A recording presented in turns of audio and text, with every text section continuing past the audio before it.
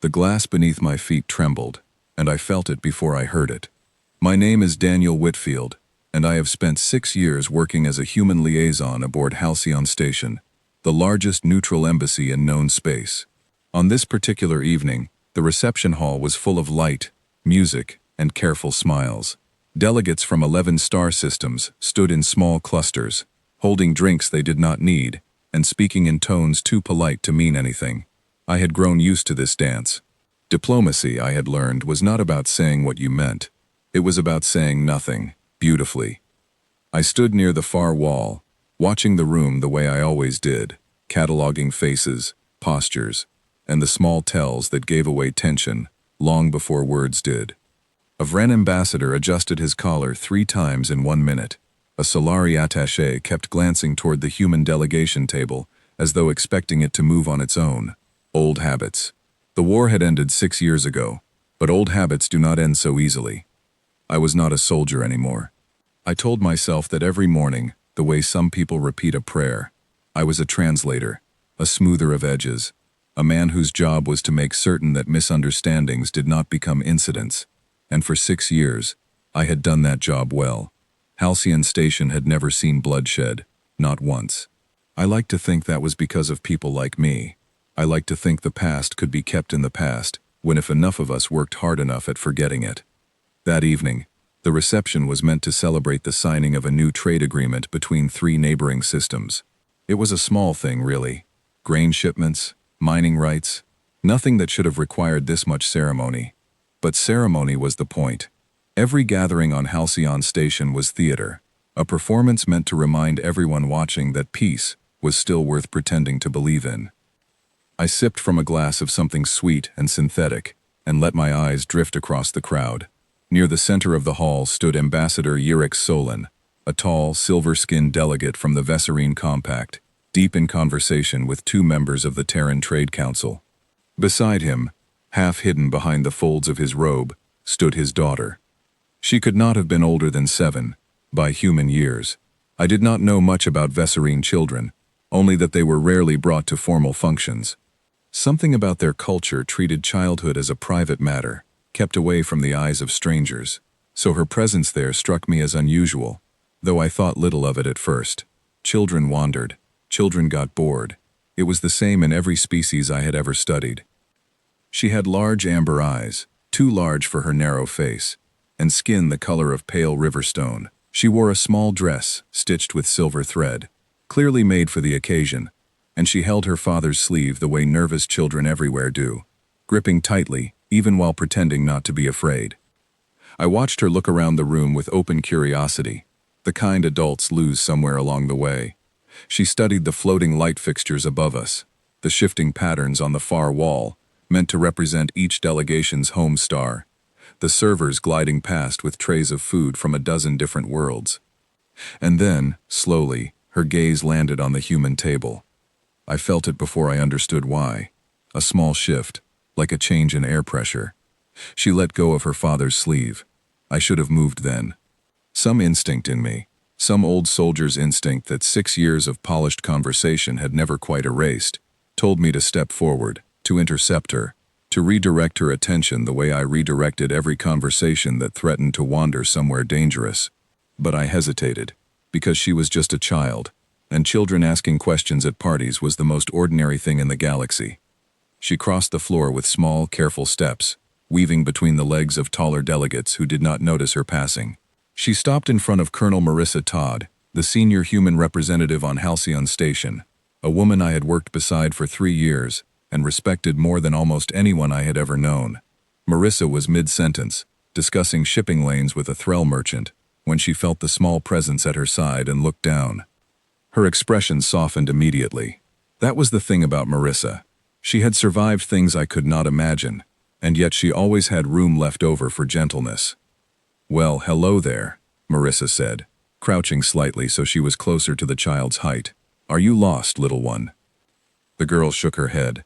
Her father, Ambassador Solon, had turned by now, his conversation forgotten, his eyes fixed on his daughter, with an expression I would only later understand.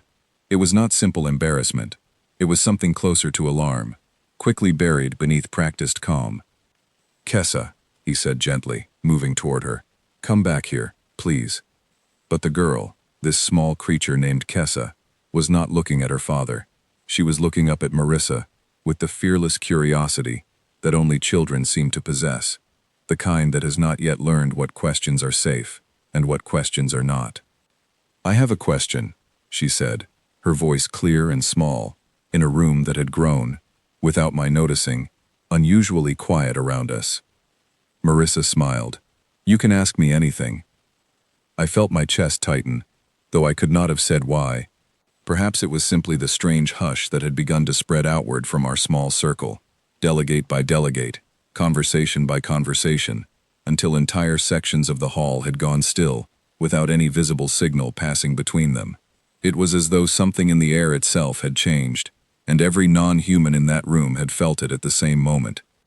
Kessa tilted her head, the way children do when they are working up the courage to ask something important.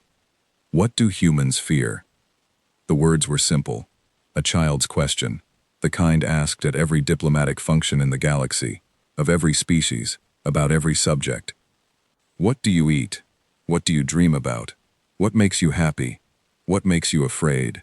Harmless questions, meant to build bridges between strangers, meant to remind everyone in the room that beneath their different shapes and different tongues, every species shared the same simple curiosities. I had heard variations of this question asked 100 times before, always answered easily, always followed by polite laughter and gentle nods. Vren feared deep water. Solari feared silence. Threll, strangely enough, feared bright colors, a fact that had taken me months to understand. But this time, no one laughed. I turned, slowly, and understood in that moment that something was wrong. Not wrong in the way an insult is wrong, sharp and immediate. Wrong in a deeper, older way, the way a held breath is wrong the longer it goes unreleased. Every alien delegate within earshot had stopped speaking, not gradually, but all at once, as though a switch had been thrown somewhere behind their eyes. Ambassador Solan's hand, halfway extended toward his daughter, froze in midair. The Threll merchant beside Marissa set down his drink without a sound, his 4 eyes fixed on the floor. Even the servers, gliding silently between tables, seemed to slow their movements, as though some old instinct told them not to draw attention to themselves. I looked at Marissa. Her expression had not changed, not in any way a stranger would have noticed, but I had known her long enough to see the flicker behind her eyes, the same flicker I felt behind my own. She understood, as I did, that this question was not being met with silence because it was rude. It was being met with silence because everyone in that room, every single non-human soul, knew the answer, and none of them wanted to be the one who said it aloud. Kessa, oblivious to the weight now pressing down on the room, simply waited, her amber eyes wide and patient, the way children wait when they believe, with total confidence, that adults always have an answer. I found myself stepping closer, my glass forgotten somewhere behind me, my old instincts sharpening in a way they had not in years. I was watching the room now, not as a translator, but as something older, something that remembered what silence like this had once meant, back when silence like this had come immediately before violence. But there was no violence here, only fear. A quiet, ancient fear, worn smooth by years of careful avoidance, now suddenly exposed by the innocent honesty of a child too young to know better. Ambassador Solan finally moved, kneeling beside his daughter, his voice low and urgent in a language I did not fully understand, though the tone needed no translation. He was trying to guide her away, to end the moment before it could become anything more than an awkward pause at a party. But Kessa, with the particular stubbornness only children possess, did not move. I want to know, she said again, quieter this time, but no less clear. Everyone always gets scared when I ask. Why does everyone get scared? The question landed like a stone dropped into still water, and the ripples spread outward through the hall, delegate by delegate, until I could see the tension reaching even the far corners of the room, where humans I did not know stood frozen mid-conversation, sensing something had shifted, without yet understanding what. Marissa knelt as well, bringing herself fully to Kessa's eye level, and for a long moment she said nothing at all. I watched her think, watched the careful diplomat behind her eyes weigh 100 possible answers, discard each one, and search for something that would be both true and safe to speak aloud in a room full of listening strangers. I realized, standing there, that I did not know the answer either. Not really. I had lived through the war. I had lived through what came before this fragile peace. And yet, if that same question had been asked of me directly, I am not certain what I would have said. What do humans fear? It should have been simple. Every species feared something. Every species had scars, doubts, weaknesses, hidden beneath layers of pride and politeness. But looking around that hall, at the frozen faces of ambassadors who had spent 6 years pretending the war was ancient history, I understood that this particular question was not simple at all. It was the one question no one in that room had ever dared ask us directly. And now a child had asked it anyway, with the plain, fearless honesty that only children seem to carry, and the entire embassy had fallen silent around her, waiting to see what truth might finally be spoken aloud after 6 years of careful, deliberate silence. Marissa opened her mouth to answer, then closed it again. I saw her glance toward me, just briefly, the way she used to during difficult negotiations, when she needed a second opinion before speaking words that could not be taken back. I did not know what to tell her. I only knew that the room was waiting, and that whatever answer came next would matter more than anything spoken at that reception in years. Kessa waited too, patient and unafraid, her small hand still resting against her father's sleeve, her amber eyes fixed on Marissa's face, with the kind of trust that made the silence around us feel even heavier. Somewhere behind me, I heard a glass shatter against the floor, dropped by someone whose hands had simply stopped obeying them. No one moved to clean it up. No one moved at all. And in that frozen, breathless moment, I understood that the peace we had all worked so hard to build was standing on ground far thinner than any of us had wanted to admit. The silence stretched on, and somewhere beneath it, I thought I could still hear the echo of a war none of us had ever truly stopped fighting. Marissa Todd knelt on the polished floor of the reception hall, facing a child who did not yet understand the size of the question she had asked, and for a long moment she said nothing at all. I had known Marissa since before the war ended, since the early days when neither of us fully believed peace was possible. I had watched her negotiate ceasefires between species who hated each other, for reasons neither side could clearly explain. I had watched her calm, furious ambassadors with nothing but patience and careful words. I had never once seen her at a loss for what to say. Until now. Ambassador Solon remained kneeling beside his daughter, his hand resting lightly on her shoulder, his silver face unreadable to me in the way alien expressions so often were. But his stillness told me enough. He was afraid, not of his daughter, but of what might be said next, and of what it might mean for the fragile agreements his people had spent years building with mine. I glanced around the hall again. The silence had not broken. If anything, it had deepened, spreading now to delegates who had not even heard the original question, drawn instead by the sudden stillness of those around them. Fear, I realized, could move through a crowd the same way laughter could, passing from face to face without a single word needing to be spoken. Kessa tilted her head, waiting patiently, her amber eyes never leaving Marissa's face. "It is a difficult question," Marissa finally said, her voice gentle but steady, "even for us." "Why is it difficult?" Kessa asked. "Everyone knows what they are scared of." "I am scared of the dark corridors near the docking bay. My friend is scared of loud engines. Why is it hard for humans to know?" I watched Marissa's jaw tighten slightly, the only sign of the effort behind her calm expression. "It is not that we do not know," she said carefully. "It is that the answer is not simple, and sometimes, simple questions have answers that are hard to say out loud in front of so many people." Kessa considered this with the serious expression only children can manage, as though she were weighing evidence in some private court, only she could see. "Is it because of the war?" she asked. The question landed harder than the first one had. I saw Ambassador Solon's hand tighten slightly against his daughter's shoulder, a silent plea for her to stop, though he did not speak the words aloud. Around the hall, I noticed several delegates shift their weight, the small physical tell of people who very much wished to be somewhere else. Marissa did not flinch, though I could see the question cost her something. "Where did you learn about the war?" she asked gently. "My tutor told me humans fought a war with the old alliance, a long time ago, before I was born," Kessa said. "She said it changed everything. She would not tell me how. She said I was too young to understand. Your tutor was probably right, Marissa said. But I want to understand, Kessa insisted, with the stubbornness that seemed to live in children across every species I had ever studied. Everyone is scared of humans. I heard the older children talking about it on the transport deck. They said humans do not fight fair. They said humans do not stop when they should. Is that true? I felt the air in the hall grow even heavier, if such a thing were possible. I glanced toward the human delegation table, where several officers I recognized stood frozen, their drinks forgotten, their attention fully fixed on the small scene unfolding before them. Marissa took a slow breath before answering.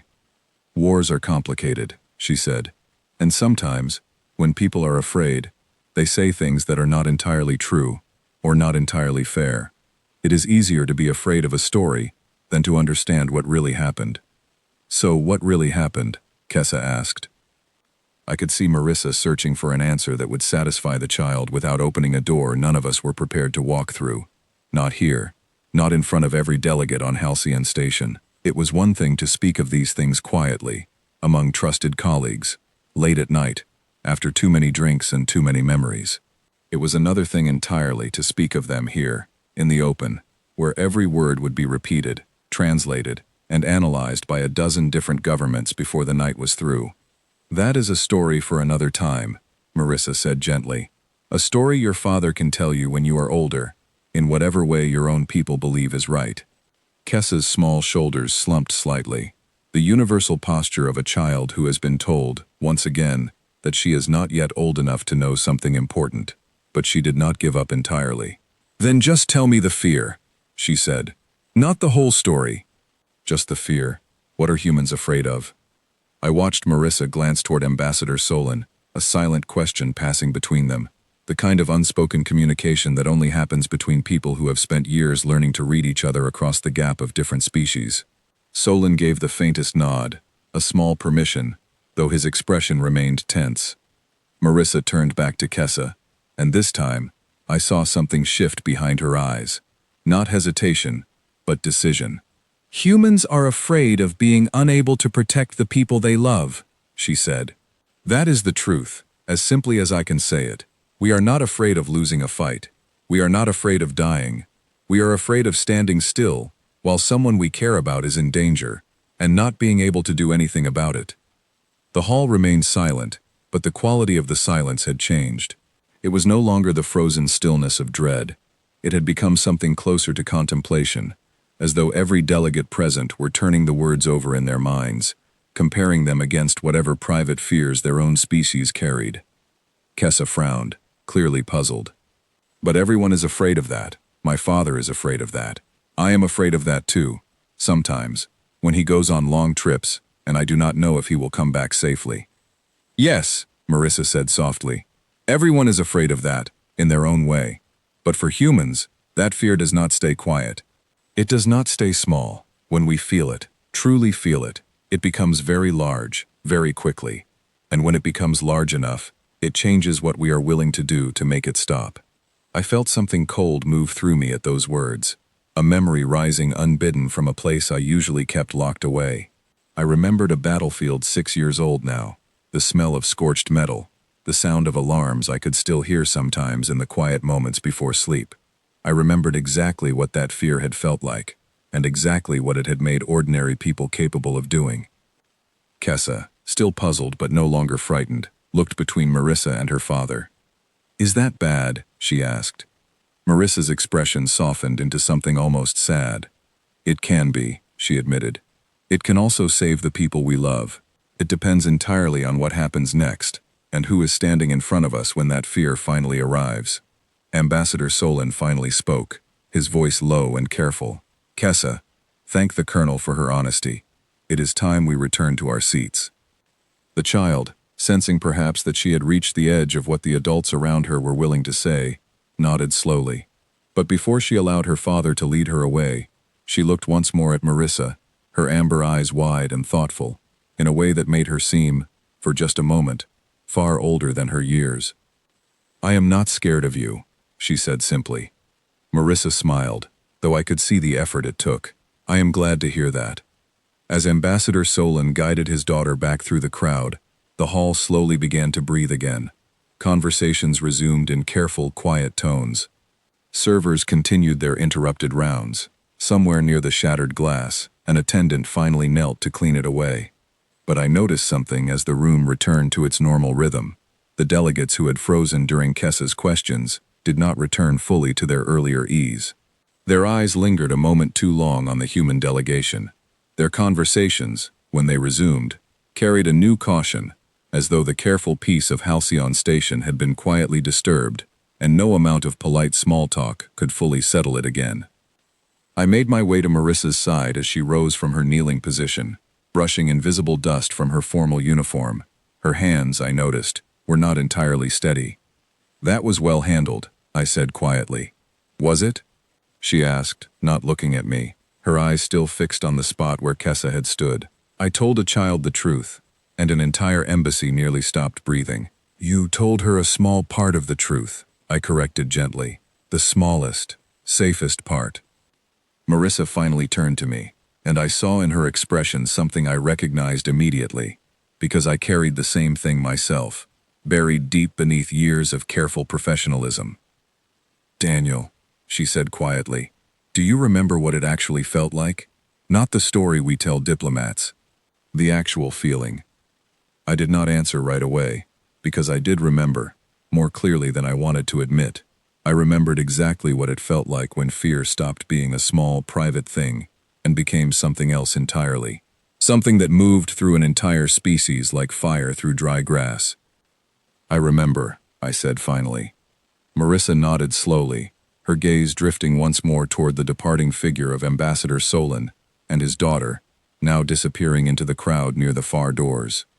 "Then you understand why everyone in this room just went quiet," she said. "They are not afraid of what humans have done. They are afraid of what humans are still capable of doing, if that fear is ever awakened again." I looked around the hall, at the careful smiles slowly returning to alien faces, at the practiced calm settling back over conversations that had nearly shattered entirely. And beneath all of it, I felt the old, familiar weight settle back into my chest, the one I had spent 6 years trying to forget. Peace, I understood then, was not the absence of fear. It was simply fear, managed carefully enough that no one had to look at it directly. And somewhere in the back of my mind, a memory I had buried deep began, slowly, to surface. The memory came to me slowly, the way old memories often do, arriving first as a feeling before it settled into anything resembling a clear picture. I had been 26 years old when the war began, serving as a junior communications officer aboard a supply vessel stationed near the edge of a small colony called Aldermore. It was not a military world. It had no strategic importance that I ever understood, no rare resources, no critical position along any trade route worth fighting over. It was simply a farming colony, home to perhaps 40,000 people who had left Earth generations earlier in search of quieter lives. I remember the colony fondly, in the way one remembers a place before everything changed. Wide fields of golden grain, stretching toward a horizon lit orange by a sun slightly dimmer than our own. Children playing in dusty streets, old men arguing gently over the price of grain in the market square. It was, by every measure, an unremarkable place, which was precisely why what happened there was so difficult for any of us to understand, then or now. The Coalition fleet arrived without warning on a bright autumn morning. 3 great warships descending from orbit above Aldermore, their hulls marked with the emblem of an alliance most of us had never even heard of before that day. We later learned they represented a coalition of 7 species, bound together by old treaties and older fears, who had grown concerned about humanity's rapid expansion into what they considered contested space. Aldermore, it turned out, had been settled without proper notification to the Coalition's Territorial Council, a bureaucratic oversight that had gone unnoticed for nearly a decade. The Coalition considered this a violation. They arrived not to negotiate, but to correct it. I remember the first transmission clearly, even now, a voice, translated through our systems into careful, formal English, informing the colony that it had 30 hours to evacuate before the settlement would be, in their words, returned to its original, unclaimed status. We did not fully understand at first what that phrase meant. Colony administrators tried to negotiate. They explained that the settlers had children, elderly parents, entire lives built into the soil of that world. They offered to pay whatever fines the coalition required. They offered to formally register the colony immediately, to correct whatever paperwork had gone missing. The coalition fleet did not respond to any of these offers. They simply repeated the same message, at regular intervals, counting down the hours. I was stationed aboard the supply vessel Meridian, still in system, still close enough to monitor the growing crisis unfolding below us. My commanding officer, a steady, quiet man named Gerald Ashcombe, spent those 30 hours trying desperately to reach anyone in the wider human fleet who might be close enough to help. Aldermore was far from any major human settlement, a frontier colony, chosen precisely for its distance from crowded space. Help, if it came at all, would arrive far too late. I remember the final hours most clearly.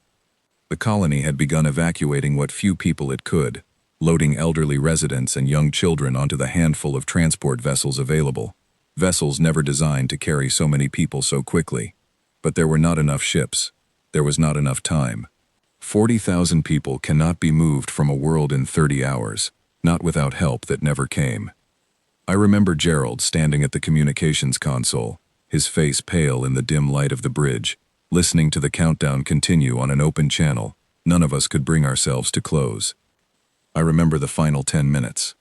I remember the silence that followed. The coalition fleet did not use weapons capable of mercy.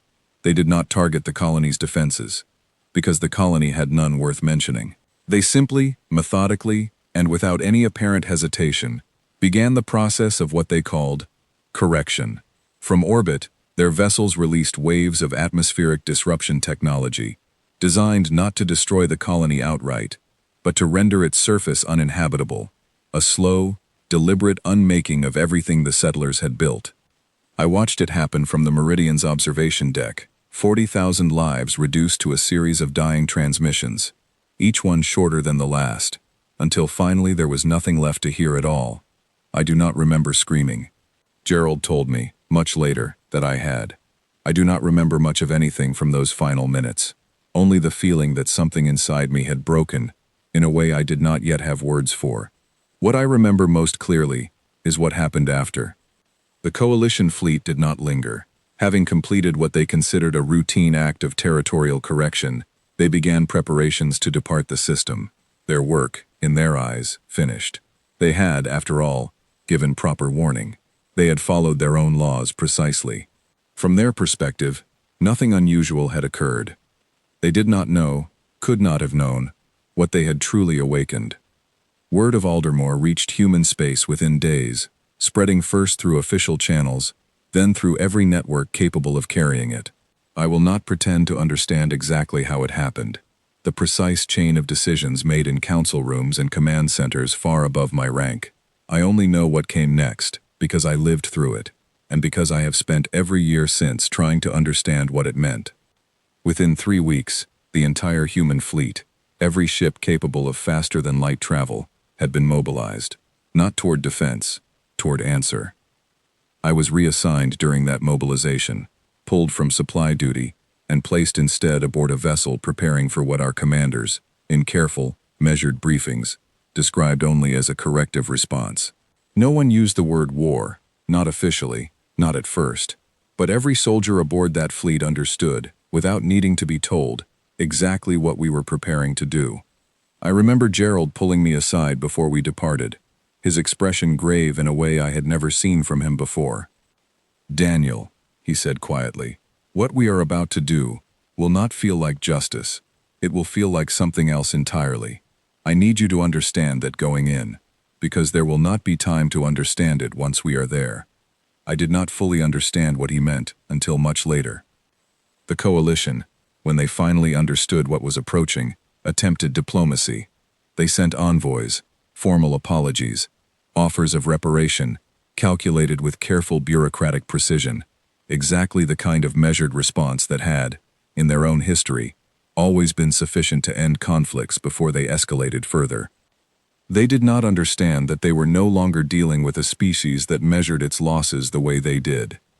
I will not describe in detail everything that followed, because some things are better left as history rather than memory shared aloud. I will only say that the coalition, which had entered that conflict believing itself to hold every advantage, discovered within months that it had fundamentally misunderstood what it was fighting. They had expected resistance. They had prepared for resistance. What they had not prepared for was a species that, once sufficiently afraid for what it loved, no longer calculated cost the way rational actors were supposed to. We did not fight to preserve territory, or resources, or strategic position. We fought until the coalition's ability to ever threaten another human world again had been entirely, permanently removed. It took 11 months. By the end of it, the coalition that had once commanded 7 allied species, dozens of warships, and centuries of careful diplomatic tradition no longer existed in any form its own founders would have recognized. Not because humanity sought conquest, not because we desired empire, simply because, having been shown exactly what helplessness felt like, we made absolutely certain it could never happen to us again, at any cost, by any means available. I remember returning home after it ended, carrying with me a silence I did not know how to break, even among people who had shared every moment of it beside me. I remember Gerald, older now, quieter, telling me once, late at night, that he no longer recognized the man he had become during those 11 months, and that he was not entirely certain he wanted to. I understood, standing in the reception hall 6 years later, watching a child ask an innocent question that had frozen an entire embassy into silence, exactly why every alien delegate present had gone still the moment they heard those words. They were not afraid of a story. They were afraid of a memory, one shared collectively across every species that had witnessed, however distantly, exactly what humanity was capable of once that particular fear had been fully awakened. And I understood something else, too, something that settled cold and heavy in my chest as I watched the reception slowly return to its careful, practiced normalcy. That fear had never actually gone away. It had simply been managed, carefully, by everyone involved, including me. And managed fears, I knew from long experience, had a way of resurfacing exactly when no one expected them to. Later that evening, once the reception had thinned, and most of the delegations had retired to their quarters, I found myself standing on the observation deck overlooking the vast, quiet stretch of space beyond Halcyon Station. It was one of my favorite places on the entire station, a wide, curved window that offered an unobstructed view of the stars, undisturbed by the noise and performance of diplomatic life. I was not alone for long. Ambassador Eric Solon approached quietly, his footsteps soft against the polished floor, his silver features catching the dim starlight in a way that made him appear almost translucent. He stood beside me at the window without immediately speaking, and I allowed the silence to remain, having learned over the years that alien diplomats often needed time to gather their thoughts before difficult conversations. "I owe you an apology," he said finally. I turned to look at him, surprised. "For what?" "My daughter's question," he said. "It was not appropriate for such a gathering. I should have anticipated it and kept her from attending." I considered his words carefully before responding. She only asked what she was curious about. Children do that. There is nothing to apologize for. Solon's expression, difficult as it always was for me to read fully, seemed to carry something between gratitude and lingering unease. "You are kind to say so, but I think you understand, better than most humans I have met, exactly why that question caused the reaction it did." I did understand, though I said nothing immediately, choosing instead to look back out toward the stars. "May I ask you something in return?" I said finally. Solon inclined his head slightly, a gesture I had learned meant permission among his people. "Why does it still frighten you?" I asked. "The war ended 6 years ago. My people have kept every agreement made since. We have not raised a weapon against the coalition remnants, or any of your allied worlds. Why does the fear remain so close to the surface, even now?" Solon was quiet for a long moment, his gaze fixed on some distant point among the stars. "Because fear like that does not measure time the way trust does," he said finally. "Trust is built slowly, year by year, through countless small moments of reliability. Fear, Once it has been proven justified even a single time, requires almost nothing to remain alive. It sits quietly, waiting, and it takes only a single reminder to bring it fully back to the surface. And my daughter's question was such a reminder, he continued. Not because she meant any harm, but because she asked, plainly and without fear herself, the one question every adult in that room has spent years carefully avoiding. I nodded slowly, understanding more than I wanted to admit. What do the other species believe? Exactly! About what happened, about what we are capable of.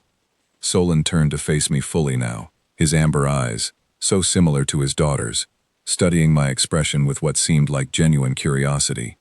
May I speak honestly? He asked. Please. Before the war, Solon said, the coalition species understood conflict as something governed by rules, even unspoken ones. Wars were fought over resources, territory, influence.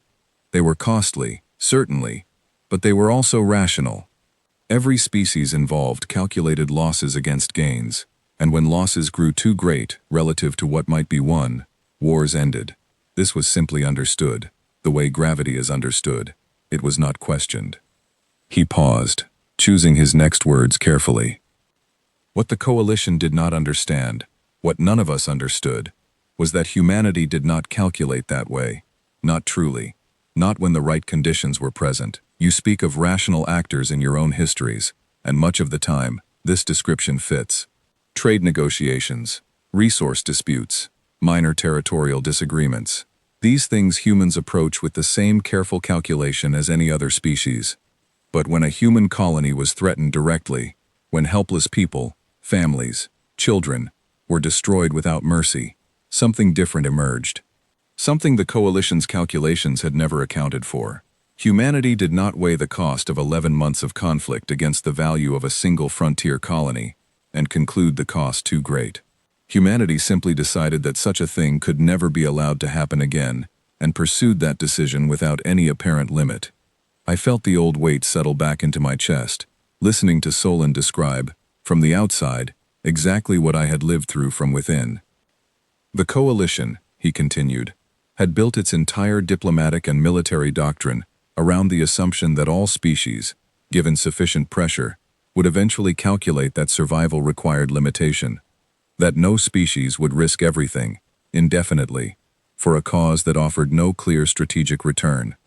Your people proved that assumption false in the most costly way imaginable, for us and, I suspect, for you as well. And so now, I said quietly, every species that witnessed it, even from a distance, carries that knowledge forward. Not that humans are cruel, not that humans seek conquest. Simply that humans, when sufficiently afraid, do not stop the way everyone else expected us to stop. Yes, Solon said simply. And that is a very difficult thing to build lasting peace around, Daniel. Not because anyone believes you wish for further conflict. I do not believe that. I have worked alongside your people for years now, and I have seen nothing but good faith in your dealings with us. But belief and fear do not always occupy the same space comfortably. We can believe you desire peace, truly and completely, while still fearing what might happen if that peace were ever broken again. I considered his words for a long time before responding, watching the slow, silent movement of a transport vessel passing beyond the window. Do you think it could happen again? I asked finally.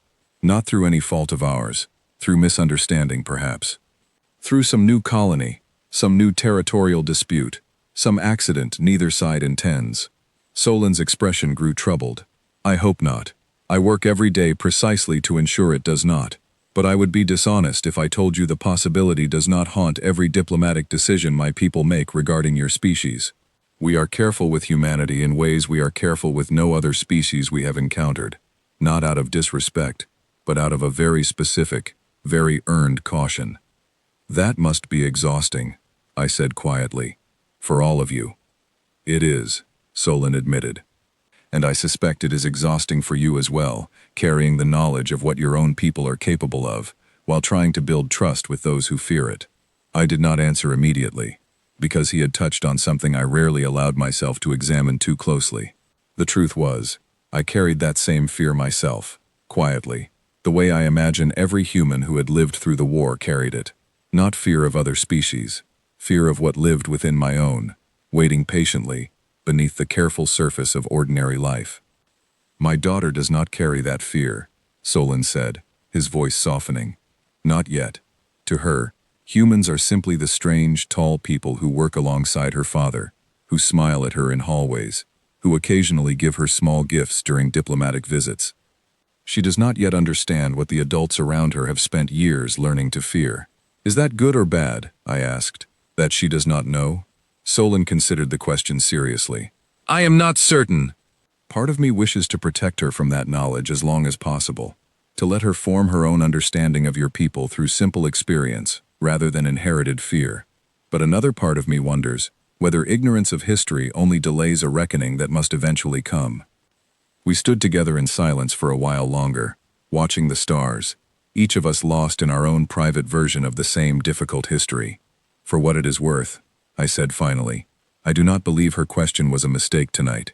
I think, perhaps, it was the most honest moment this embassy has had in years. Solon turned to look at me, something like surprise crossing his silver features. How so? Because everyone in that room has spent 6 years pretending the fear does not exist, I said. Pretending careful politeness is the same as genuine trust. Your daughter asked the question none of the adults were willing to ask directly, and for one uncomfortable moment, everyone in that hall had to actually look at the thing they usually spend so much effort avoiding. That is not necessarily bad, I continued. Sometimes the things we avoid looking at directly only grow larger in the shadows. Perhaps a little honest light, even accidental, even uncomfortable, is exactly what this fragile piece has needed. Solon was quiet for a long moment, considering my words carefully. Perhaps you are right, he said finally, though I imagine several ambassadors will require considerably more wine before they are ready to admit it. I allowed myself a small smile at that, the first genuine one I had managed all evening. Thank you for speaking with me honestly, Daniel, Solon said, straightening slightly, the careful diplomatic posture returning to his bearing. It is rare to find a human willing to discuss these things so directly. It is rare to find anyone willing to discuss these things at all, I replied, human or otherwise. Solon offered a small, respectful bow before turning to leave, his footsteps once again soft against the polished floor. I remained at the window a while longer, watching the stars, thinking about everything he had said, and everything I had not yet found the words to say in return. The fear he had described was not wrong. I understood that now, more clearly than I had allowed myself to understand it in years. But understanding a fear, I thought, was only the first step. What mattered far more was what came after, once that fear had been named honestly, out loud, by someone brave enough or young enough not to know better than to ask. I did not yet know what would come after. I only knew that something had shifted that evening, quietly but unmistakably, and that Halcyon Station would not feel quite the same again. 3 days after the reception, I was summoned to a private meeting in one of Halcyon Station's smaller conference rooms, a request that came directly from Marissa Todd, through a message marked with an urgency I rarely saw attached to her communications. When I arrived, I found her already seated at the long table, alongside 2 other figures I recognized immediately, Elder Vashta, the eldest representative from the Solari delegation, and Counselor Rem Deshi, a senior member of the Threll Merchant Guild who had served on Halcyon Station longer than almost anyone else present. Both were widely respected across the embassy, known for their careful, measured wisdom rather than any particular political power. I understood, taking my seat, that whatever conversation was about to happen had been carefully arranged, with deliberate attention paid to who would be present. Thank you for coming, Daniel, Marissa said, gesturing for me to sit. I asked Elder Vashta and Counselor Deshi to join us, because I believe what happened at the reception deserves a more honest conversation than we typically allow ourselves during official functions. Elder Vashta, whose pale blue skin seemed to shimmer faintly under the room's soft lighting, nodded slowly in agreement. I have served on this station for nearly 15 years, Colonel Todd. I have witnessed countless diplomatic functions, countless careful conversations, designed to avoid exactly the kind of moment your child delegate created 3 nights ago. I confess I found it rather refreshing. Refreshing is one word for it, Counselor Deshi said dryly, his 4 eyes blinking in the particular pattern I had learned indicated mild amusement among his species. I nearly dropped an entire tray of refreshments when the question was asked. My assistant still has not forgiven me for the mess. Despite the gravity of the subject, I found myself smiling slightly at his comment, grateful for even a small moment of levity. I wanted to gather this group, Marissa continued, because I believe the fear discussed at that reception, however uncomfortable, represents something our diplomatic community has avoided addressing directly for far too long. We have built 6 years of careful peace on a foundation of polite avoidance, and I worry that foundation is far less stable than any of us would like to admit. Elder Vashta folded her long, delicate hands together on the table before her. You are correct to worry, Colonel. I have watched this fear shape nearly every major decision made by the Coalition remnant species since the war ended, though it is rarely spoken of so plainly. Trade agreements structured with unusual caution regarding human involvement. Border negotiations conducted with careful redundancy, multiple layers of verification that would never be required for negotiations between other species. You believe we have noticed none of this? Marissa asked, though her tone carried no accusation, only genuine curiosity. I believe your diplomats have noticed, Vashta said. I believe your military has certainly noticed, but I do not believe the general understanding among your civilian population fully grasps how deeply this fear shapes every interaction your species has with the wider galactic community. I considered her words carefully before speaking. May I ask something, Elder Vashta? Something I have wondered for years but never felt appropriate to ask directly. Vashta inclined her head, granting permission. Do your people believe we regret what happened? I asked. The war, I mean. Do you believe humanity carries genuine remorse for what was done, or do you believe we view it simply as an unfortunate necessity, best left unexamined? The question hung in the air for a long moment before Vashta answered. I believe, she said slowly, that this depends entirely on which human I ask. Some, like yourself, clearly carry the weight of those events deeply, personally, with genuine sorrow for lives lost on both sides.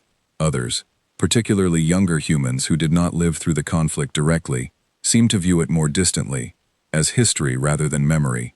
This is, I think, simply the natural progression of how any species processes collective trauma over time. But to answer your deeper question, she continued, yes, I do believe humanity, as a whole, carries genuine remorse. I do not believe your species desired the destruction that occurred, either at Aldermore or during the 11 months that followed. I believe, quite firmly, that this was a tragedy born from misunderstanding and mutual fear, rather than any inherent cruelty within your species. Then why does the fear remain? I asked. If you believe our remorse is genuine, why does that not settle the matter? Counselor Deshi answered this time, leaning forward slightly.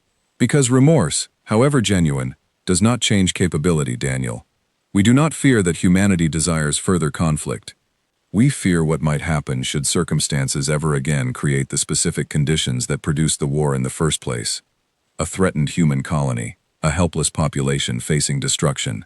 The particular fear that your Colonel Todd described so honestly to young Kessa 3 nights ago. That fear, he continued, is not a flaw unique to humanity. In my estimation, every species fears helplessness in some form, but your species' response to that fear, once fully awakened, differs from anything the wider galactic community has previously encountered. And until we better understand how to prevent that fear from ever being triggered again, caution will remain, regardless of how much genuine trust develops between our peoples in every other respect. Marissa had remained quiet during this exchange, listening carefully, and now she spoke again. This is precisely why I wanted this conversation, and why I believe it should not be the last of its kind. I think we have spent 6 years building peace through careful avoidance, when perhaps what we actually need is peace built through honest acknowledgement. What did you have in mind, Colonel? Elder Vashta asked. A formal dialogue, Marissa said. Not hidden away in private conference rooms like this one, but conducted openly, between representatives of every species present on Halcyon Station. A genuine conversation about what happened, what was learned, and what safeguards might be built to ensure such circumstances never arise again. Not a negotiation of terms or treaties, but simply an honest reckoning, spoken aloud rather than carefully avoided. I felt something shift in my chest at her words, a mixture of apprehension and something that felt, cautiously, like hope. Such a dialogue would be unprecedented, Counselor Deshi said, though his tone suggested consideration rather than dismissal. Many delegates would resist it strongly. Old fears are rarely comfortable to examine directly, even when doing so might ultimately prove beneficial. I understand the resistance we would face, Marissa said, but I believe the alternative, continuing to build peace on a foundation of unspoken fear, carries far greater risk in the long term. Fear that is never examined does not disappear. It simply waits, as Elder Vashta said, for the next reminder to bring it back to the surface. I would rather face that fear honestly, on our own terms, than wait for some future crisis to force the reckoning upon us. Elder Vashta was quiet for a long moment, her pale eyes studying Marissa's face with what seemed like careful consideration. You remind me, Colonel Todd, of diplomats I knew long before the war, when trust between species was built through patient honesty rather than careful performance. I had begun to fear that particular tradition had been lost, buried beneath years of practiced caution. I am glad to see I was wrong. Then you will support this dialogue? Marissa asked. I will support it, Vashta said, though I caution you that support alone will not guarantee its success. Old fears do not yield easily, even to good intentions. I would rather try and fail honestly, Marissa said, than continue succeeding at avoidance. Counselor Deshi nodded slowly. The Threll Guild will support this proposal as well, though I suspect we will need considerable patience, and likely considerable diplomatic skill, to guide such a dialogue toward productive outcomes rather than renewed conflict. I found myself watching this exchange with a growing sense of something I had not expected to feel that evening. Not quite hope, not yet, but perhaps the beginning of it, the first small crack in a wall I had assumed permanent. Daniel, Marissa said, turning to me, I would like your help preparing for this dialogue. You understand both perspectives better than most, having lived through the war yourself, while also spending years building genuine relationships within this diplomatic community. I believe your voice will be valuable in shaping how this conversation unfolds. I considered her request carefully, feeling the weight of it settle onto my shoulders, alongside the memories I had spent 6 years trying to manage, rather than truly resolve. I will help, I said finally, though I will admit, this frightens me more than I expected. Good, Elder Vashta said unexpectedly, drawing surprised looks from everyone at the table. Fear, honestly acknowledged, is far more useful than false confidence. I trust your caution far more than I would trust easy certainty on a matter this delicate. I found myself nodding slowly, understanding, perhaps for the first time, that the path toward genuine peace might require exactly this, an honest reckoning with fear, rather than its careful avoidance. As the meeting concluded and we each rose to leave, I found myself thinking again of Kessa's small, fearless question, asked without any understanding of the weight it carried, and yet somehow more honest than 6 years of careful diplomatic performance had managed to be. Perhaps, I thought, walking slowly back toward my quarters through the quiet corridors of Halcyon Station, that was exactly what genuine peace required. Not the absence of fear, but the courage to finally speak it aloud, together, rather than carrying it alone in careful, exhausted silence. The dialogue Marissa proposed would not be easy. I understood that clearly, even as something in me, something that had remained quiet and guarded for 6 long years, began, cautiously, to hope that it might finally be possible. The weeks that followed were among the busiest I had experienced since arriving at Halcyon Station. Preparing for the dialogue Marissa had proposed required careful coordination between dozens of delegations, each with their own concerns, their own historical grievances, their own particular fears that needed to be acknowledged before any of them would agree to participate openly. I spent long hours in private meetings, listening to ambassadors express doubts they had never voiced publicly, translating not just words but the deeper anxieties beneath them. Some delegates worried that an open dialogue would only reopen old wounds without offering any genuine resolution. Others feared that honest discussion of humanity's capabilities during the war might be interpreted as provocation rather than reflection. Still others, quietly, admitted they simply did not know how to discuss such matters without risking the careful peace they had spent years building. I understood all of these concerns because I carried versions of them myself.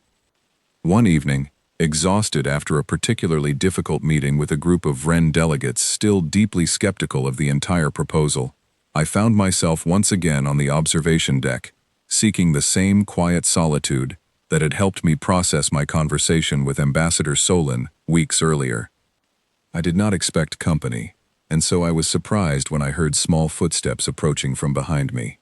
I turned to find Kessa standing a short distance away, her amber eyes studying me with the same open curiosity I remembered from the reception hall. She was alone, which struck me as unusual, though I said nothing about it immediately. "Hello again," I said gently, crouching slightly to bring myself closer to her height, the same way I had seen Marissa do weeks earlier. "Hello," Kessa said. "You are the one who was standing near Colonel Todd." "Daniel." I felt a small flicker of surprise that she remembered my name. "That's right. And you're Kessa." She nodded, then glanced around the empty observation deck. "My father is in a meeting. He said I could wait here as long as I stayed quiet and did not bother anyone."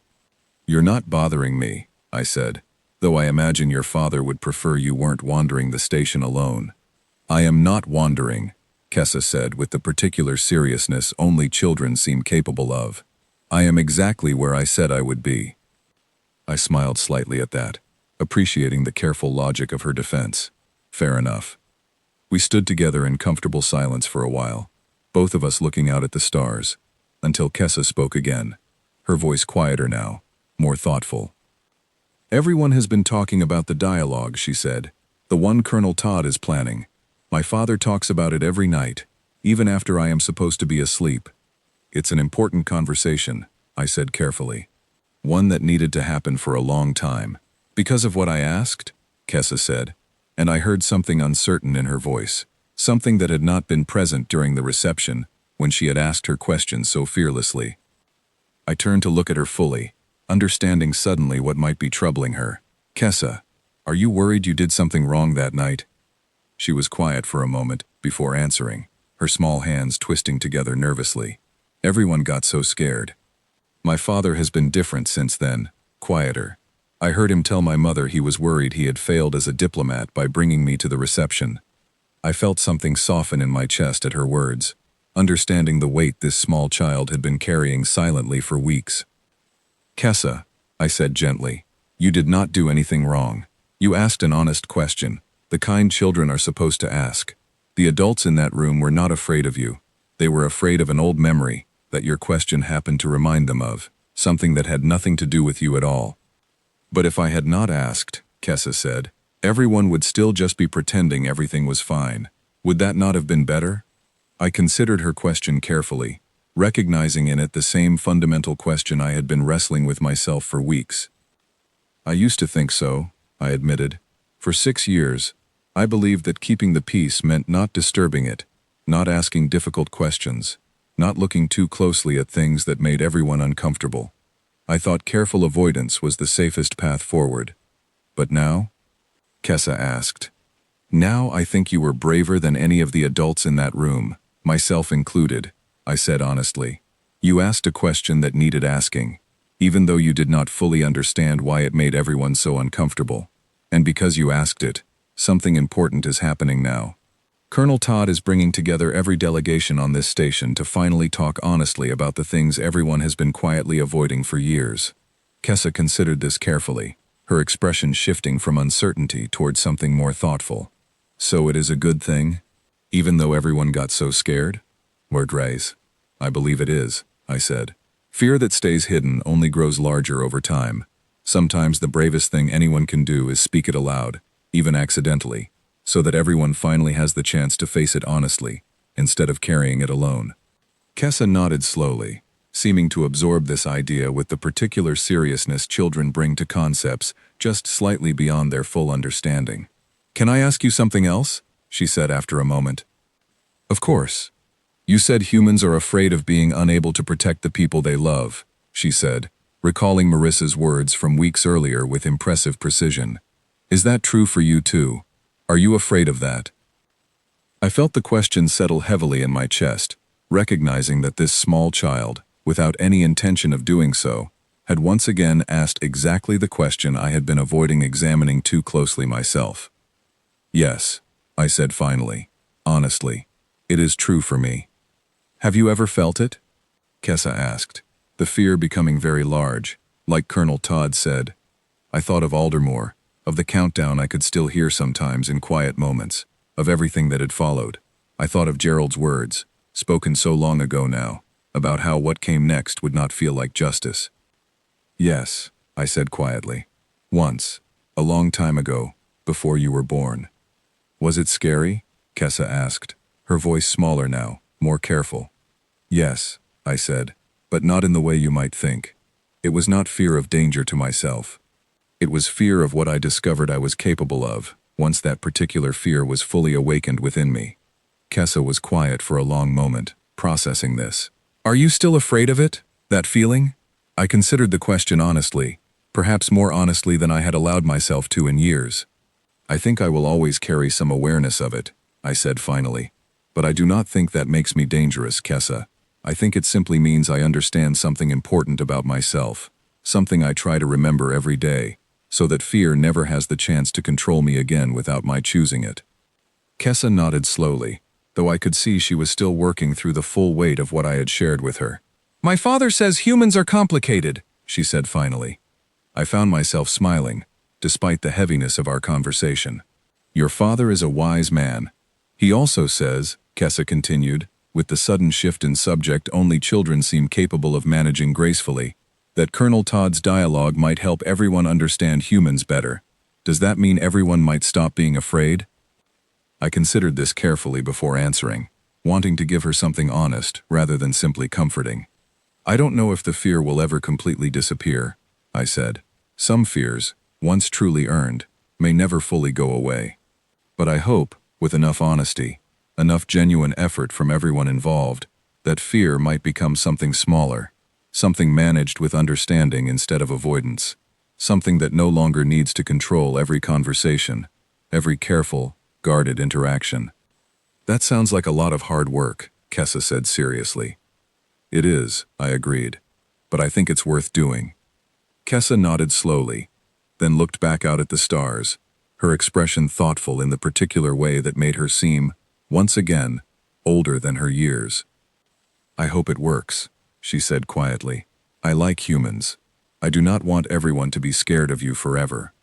I felt something unexpectedly warm move through me, at her simple words, spoken with the same fearless honesty that had started this entire journey weeks earlier. Thank you, Kessa, I said. That means more than you know. We stood together a while longer in comfortable silence, watching the stars, until her father's voice called gently from the corridor behind us, signaling that his meeting had ended. Kessa gave me a small, shy wave before hurrying off to meet him, her earlier uncertainty seemingly lifted, replaced by something lighter. I remained on the observation deck a while longer after she had gone, thinking about everything she had said, everything I had shared with her, that I had not fully allowed myself to examine in years. Perhaps, I thought, watching the distant stars in their slow, patient movement, genuine healing required exactly this kind of honesty, shared not just between careful diplomats in formal settings, but between ordinary people willing to speak plainly about difficult truths, even with a child brave enough to ask the questions everyone else had been too afraid to voice. The dialogue Marissa had proposed was still weeks away, but standing there, alone with my thoughts, I felt something I had not allowed myself to feel in a very long time. Something that felt, cautiously, unmistakably, like hope. The day of the dialogue arrived on a quiet morning, the kind of ordinary beginning that gave no indication of how significant the hours ahead might prove to be. I remember waking early, unable to sleep further, and making my way to the largest gathering hall on Halcyon Station, long before the scheduled start time. By the time delegates began arriving, the hall had been transformed from its usual formal arrangement into something more deliberately equal. Marissa had insisted on this detail personally, rejecting the traditional seating arrangement that placed each delegation behind carefully separated tables in favor of a single large circle, every species represented at the same level, facing one another directly, rather than across formal distance. I took my seat near Marissa, serving as translator and advisor as I had for so many difficult conversations before this one, though I understood immediately that this gathering would be unlike anything I had previously experienced in my years of diplomatic service. Elder Vashta opened the proceedings with a brief statement, her voice carrying clearly across the quiet hall. We gather today not to negotiate treaties or resolve disputes, but simply to speak honestly about a fear that has shaped our community for 6 years without ever being properly acknowledged. I ask that everyone present approach this conversation with patience and with the understanding that honesty, however uncomfortable, serves us all better than continued careful avoidance. What followed was unlike any diplomatic gathering I had witnessed before. Delegates who had spent years speaking only in careful, measured diplomatic language began, slowly and hesitantly at first, to share genuine reflections. A Vren ambassador spoke of losing distant relatives during the war, admitting for the first time publicly the personal grief he had carried silently for years.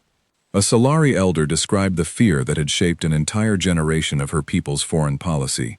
Fear, she admitted, had sometimes led to decisions driven more by anxiety than genuine strategic thought. When it came time for the human delegation to speak, Marissa rose slowly, and I watched her take a breath before beginning. "I want to start," she said, "by acknowledging something we have avoided saying plainly for 6 years. What happened during the war was not simply a military conflict.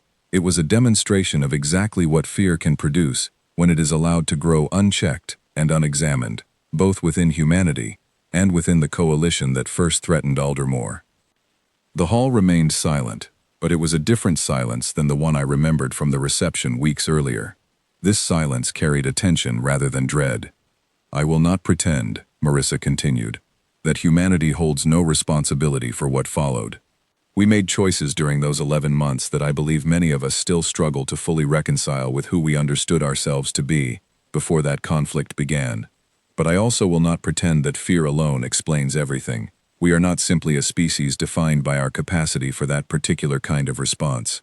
We are also a species capable of building genuine relationships, genuine trust, genuine care for those different from ourselves, as I believe the past 6 years on this station have demonstrated, however imperfectly."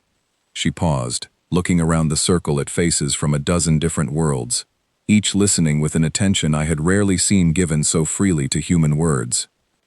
"I cannot promise that the specific fear which produced the war will never resurface," she said. "I cannot offer guarantees about what any of us might become under sufficiently extreme circumstances, human or otherwise, but I can promise this. We are here today, all of us, choosing honesty over careful avoidance, choosing genuine dialogue over polite performance, and I believe that choice, repeated consistently, deliberately, over enough time, offers a stronger foundation for lasting peace than anything careful silence has managed to build these past 6 years." The conversation that followed stretched long into the afternoon, difficult at times, uncomfortable often, but genuine, in a way I had not experienced during any diplomatic gathering since arriving at Halcyon Station. Old grievances were spoken aloud, examined honestly, and slowly, carefully, began to lose some of the weight they had carried in silence. I found myself speaking as well, sharing fragments of my own experience during the war that I had never spoken of publicly, watching as delegates who had once regarded me with careful, practiced politeness began, gradually, to see something more genuine in return. It was near the end of the gathering, as the formal dialogue began winding toward its natural close, that I noticed a small figure slip quietly into the hall through a side entrance. Kessa moved carefully along the edge of the room, clearly under strict instruction to remain unobtrusive, settling into a seat beside her father without disturbing the ongoing conversation. Elder Vashta noticed her as well, and rather than treating the interruption as improper, she smiled gently and gestured toward the child. "Perhaps," Vashta said, addressing the circle, "it would be fitting to close today's dialogue where this entire conversation began. Young Kessa, would you honor us by sharing your thoughts on what you have heard today, if your father permits it?" Ambassador Solon looked momentarily startled, glancing toward his daughter with visible uncertainty, but Kessa, after a brief hesitation, nodded and rose from her seat, walking toward the center of the circle with the same fearless directness I remembered from the reception hall weeks earlier. The hall watched her with quiet attention, and I felt a familiar tension return, wondering what she might say, wondering whether this small child understood the weight of the moment she had been invited into. "I do not understand everything that was said today," Kessa began, her small voice carrying clearly in the quiet hall. "Some of it was about things that happened before I was born, things I am still learning about. But I understood this. Everyone here was scared of something, for a long time, and today, everyone finally talked about it, instead of just being quiet." She paused, looking around the circle at the many different faces watching her. "When I asked my question at the party," she continued, "everyone got so scared, and I did not understand why. But Daniel told me that sometimes the bravest thing is to ask the question everyone else is too afraid to ask, even if you do not fully understand why it matters yet." I felt something tighten in my chest, hearing my own words return to me through her small, honest voice. "I still do not fully understand everything about fear, and war, and all the complicated things the grown-ups talked about today," Kessa said. "But I understand this. Being afraid of someone does not mean you cannot also care about them. My father is afraid sometimes, I think, about many things. But he still loves my mother, and he still loves me, and he is still kind to the humans he works with every day, even though I know the fear is there too, underneath." She looked directly at Marissa now, her amber eyes steady, despite the weight of so many watching eyes upon her. "Colonel Todd told me that humans are afraid of being unable to protect the people they love," Kessa said. "I think maybe everyone here is afraid of that too, in their own way. Maybe that is not something that makes us different from each other. Maybe that is something that makes us the same." The hall remained silent for a long moment after she finished speaking, but this silence, unlike any I had witnessed before, felt full rather than empty, heavy with something that felt, unmistakably, like the beginning of genuine understanding. Elder Vashta was the first to break the silence, her voice thick with something I had never heard from her before. "Thank you, young one. I believe you have said, more simply and more honestly than any of us managed today, exactly what this dialogue was meant to achieve." One by one, delegates around the circle began to nod, some visibly moved, others simply thoughtful, processing the simple truth a child had offered them, without any of the careful diplomatic language the rest of us had relied upon throughout the day. Ambassador Solon rose and gently guided his daughter back to her seat, though I noticed his hand rested on her shoulder, with visible pride, rather than the earlier concern I had witnessed at the reception. As the dialogue finally concluded, delegates slowly began departing the hall, many pausing to exchange words with counterparts they had rarely spoken to so directly before that day. I remained seated for a while, watching the hall empty, feeling the weight of everything that had happened settle slowly into something that felt, for the first time in 6 years, less like careful management and more like genuine hope. Marissa found me still sitting there once most delegates had departed, taking the seat beside me with visible exhaustion, though her expression carried something lighter than I had seen from her in weeks. "That went better than I expected," she said quietly. "Better than any of us expected, I think," I agreed. We sat together in comfortable silence for a while, watching the last few delegates finish their conversations near the hall's entrance. "Do you think it will hold?" I asked finally. "This honesty. Do you think it will actually change anything, long term? Or will everyone simply return to careful avoidance once the discomfort of today has faded?" Marissa considered the question seriously before answering. "I don't know," she admitted. "I think genuine change takes far longer than a single dialogue, however honest. But I think today mattered, regardless of what comes next. I think a child reminded an entire embassy that fear examined honestly is far less dangerous than fear carried silently, and I think that lesson, once learned, is difficult to fully forget." I thought of Kessa's words, simple and honest, in a way none of the careful diplomatic language exchanged throughout the day had quite managed to be. Being afraid of someone does not mean you cannot also care about them. "I think you're right," I said finally.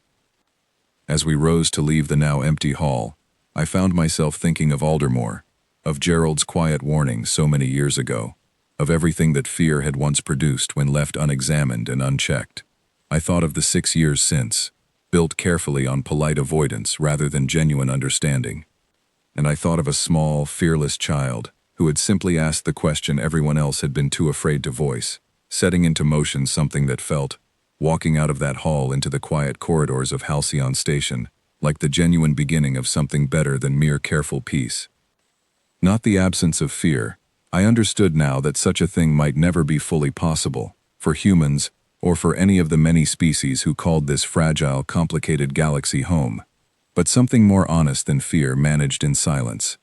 Something built, deliberately and carefully, on the simple courage to finally speak difficult truths aloud, together, rather than carrying them alone. I did not know, walking those quiet corridors that evening, exactly what the future held for humanity's fragile place among the stars. But for the first time in 6 long years, I found myself believing, cautiously, but genuinely, that whatever came next might be built on something stronger than careful, exhausted silence. It might, at last, be built on honesty. And somewhere aboard that same station, I imagined a small child sleeping peacefully, unaware that her simple, fearless question had done what 6 years of careful diplomacy had never quite managed to achieve. She had made an entire embassy remember how to be honest again. And in a galaxy still learning to trust a species capable of both great fear and great love, that honesty, however small its beginning, felt like exactly the kind of nightmare worth having.